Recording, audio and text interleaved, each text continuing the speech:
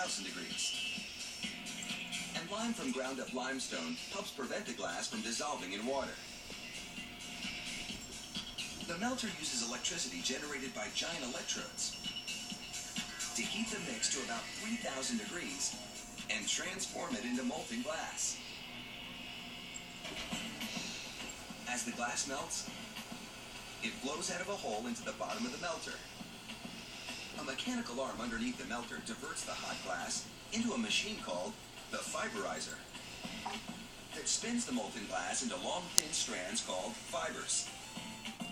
The hot glass pours into a rapidly spinning cylinder with thousands of tiny holes poked into the sides.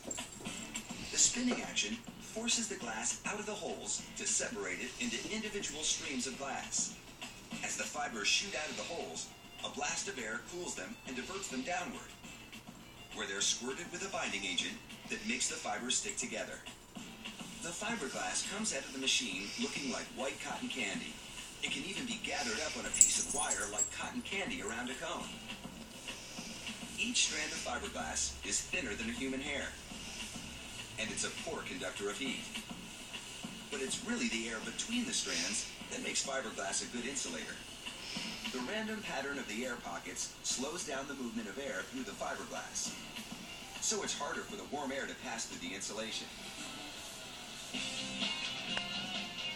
As the thin glass fibers drop out of the machine, they're allowed to settle into mats about a foot thick and 8 feet wide. Then, 3 of the mats are collected and stacked one on top of the other for a ride through a curing oven. The oven is heated to 450 degrees. To cure the glue-like binding agent that was sprayed on the fibers to fuse the 3 mats together. Rollers inside the oven press the layers of fiberglass together to compress the mats down to about 8 inches thick. The denser compressed mat actually contains more smaller air pockets than a fluffy mat to make it a better insulator. After about 2 minutes, the mat rolls out of the oven and into a cooling tunnel that forces air through the fiberglass to cool it down to room temperature before the thick mat is cut down to size.